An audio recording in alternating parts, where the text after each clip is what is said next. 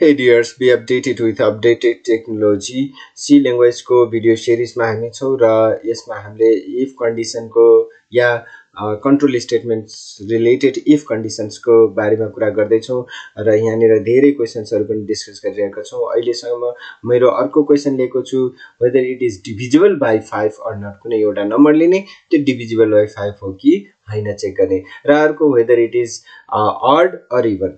odd or even को लागि पनि मैले यहाँ कन्सेप्ट दिउँ। जस्तै यदि डिभिजिबल हो कि हैन भन्नको लागि हामीले 5 ले डिवाइड गर्ने कोशिश गर्छौं, रिमाइन्डर क्याल्कुलेट गर्छौं, यो परसेन्ट सिम्बलले रिमाइन्डर क्याल्कुलेट गर्छ र यदि यो रिमाइन्डर 0 छ भने डिभिजिबल हो, हैन। रिमाइन्डर 0 छ भने डिभिजिबल हो। सो यहाँ डबल इक्वल टु राख्नु पर्ने हुन्छ किनभने डबल इक्वल टु को मतलब कम्पेरिजन हो। सिंगल इक्वल टु हो भने असाइन, यहाँ सिंगल इक्वल टु राख्नु भयो भने काम गर्नेवाला छैन, हैन, एरर देखाइदिहाल्छ। यहाँ डबल इक्वल टु को मतलब कम्पेरिजन हो है। त्यसपछि हाम्रो यहाँ अर्को एल्स को कन्डिसनमा इट इज नट डिभिजिबल र यदि अरु कुनै रिमाइन्डर आएको छ भने दैट इज नट डिभिजिबल। यसरी हामी चेक गर्छौं। त्यसै गरेर अब अड एन्ड इभन पनि एकदम सिम्पल छ। तपाईहरुले के बुझ्नुपर्ने हुन्छ भने यदि अड इभन को लागि 2 ले डिवाइड गर्दा रिमाइन्डर 0 आयो भने दैट इज इभन। 2 ले डिवाइड गर्नु पर्यो, यो 5 को ठाउँमा 2 लेख्नु पर्यो, हैन। सो रिमाइन्डर के आउनु पर्यो, हाम्रो 0 आउनु पर्यो। यहाँ हेर्नुस् त, रिमाइन्डर 0 आयो भने हाम्रो यहाँ डिभिजिबल बाइ 5 यहाँ एरर आएछ। तपाईले बुझ्न सक्नुहुन्छ किनभने मैले 2 ले डिवाइड गरेको छु। सो डिभिजिबल बाइ 2 या यसलाई हामीले इभन नम्बर भन्छौं, हैन भने यसलाई अड नम्बर भन्छौं। So you can find it like this, odd even. मैले यहाँ चाहिँ करेक्सन गरेको रहेछु। सो दैट इज सो मैले यहाँहरुलाई फटाफट मेरो आईडी मा लान्छु। But please don't forget to subscribe. मैले यो मेहनत गरिरहेको छु, हैन, यहाँहरुकै लागि भने मेरो यति एटलिस्ट सब्स्क्राइब गरेर मलाई मेरो हौसला बढाइदिनुस्। सो मैले यसैलाई लिन्छु, कुनै यहाँ नम्बर लिन्छु, हैन, या यति पार्टलाई मैले कमेन्ट आउट गर्दिन्छु। सो कमेन्ट आउट यहाँ कन्ट्रोल स्ल्याश दिनु भने यही टाइपको स्ल्याश दिनु भने यो कमेन्ट भइसक्यो, हैन।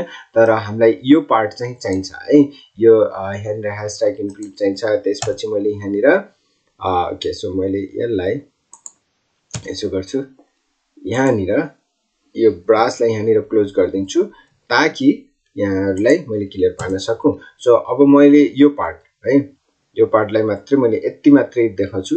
सो हैशट्याग इन्क्लुड यो मलाई चाहिने हाल्यो, हेडर सेक्सन्स। त्यसपछि यहाँ यो पनि चाहियो, मेन पनि चाहियो। मैले यहाँ एन्ड एउटा कुनै नम्बर लिँदै छु। सो मैले यहाँ नम भनेर राखिदिए, एउटा मात्रै नम्बर भनेको छ है। अब यो नम्बरलाई हामीले चेक गर्छौं इट इज डिभिजिबल बाइ 5 हो कि हैन। सो मैले अघि पनि देखाएँ यहाँ कन्डिसन। सो मैले यही कन्डिसनलाई राख्नेवाला छु। यहाँ हामीसँग कन्डिसन छ, हेर्नुस् त, directly if module A module 5। अब ए को ठाउँमा मैले नम लेखेको छु भने नम नै लेख्नु पर्ने हुन्छ। मोडुलर बाइ 5 भने यो डिभिजिबल हो, हैन भने हैन। सो मैले यही कन्डिसनलाई फटाफट राखिहाल्छु है त। सो इफ अब यहाँ कन्डिसन त बनाउनु पर्यो। यही नमलाई हामीले मोडुल 5 गर्यो है, डिवाइड बाइ 5। यो मोडुलले हामीले के गर्छ रे, रिमाइन्डर क्याल्कुलेट गर्छ है। सो यहाँ बडी पार्ट गर्छौं हामीले। सो यहाँ के गर्दिन्छौं, अब print the number is divisible by. So यहाँ यसरी मैले राखिदिए, the number is divisible by 5। Okay, अब यहाँ यो पर्सेन्ट डी अब राख्नु परेन मलाई किनभने मैले द नम्बर त डाइरेक्टली यही पनि राखिदिरहेको छु। So number is divisible by 5 है। यसरी हामीले राख्न सक्छौं। एन्ड एल्स को कन्डिसन यदि हैन भने नट डिभिजिबल। सो मैले यहाँ एल्स डाइरेक्टली राखिदिन्छु। सो एल्स अब यहाँ यो ब्रास नगरिकन पनि गर्न सकिन्छ, तर यो एउटा मात्रै लाइन भएको हुनाले मैले यहाँ ब्रास नगरिकन पनि गरेर देखाउँदै छु यहाँहरुलाई, हैन, ताकि यो एउटा लाइन त हाम्रो यतिकै पनि प्रिन्ट हुन्छ। सो यसलाई पनि एक्जिक्युट गरी हेरौं। उसले एउटा नम्बर माग्छ। सो मैले यहाँ प्यारेन्थेसिस को लागि यहाँ दिएन। सो मैले यहाँ चाहिँ एउटा मेसेज लेख्नु पर्ने हुन्छ। सो प्रिन्ट एफ यहाँ enter a number and scanf यहाँनिर %d भनेर एउटा नम्बर त लिनै पर्यो हैन सो मैले नम भन्ने एड्रेस अफ नम है यो एउटा मात्रै एन्ड यो एउटा मात्रै एन्ड सिम्बल छ भने त्यसलाई हामी एड्रेस अफ भन्छौं है एड्रेस अफ सो यसरी यो हामीसँग यति मात्रै प्रोग्राम हो यति मात्रै प्रोग्राम गर्नु भने यसले देखाइ नै हाल्छ so let's I am going to execute it र उले सोधिसक्यो यहाँनिर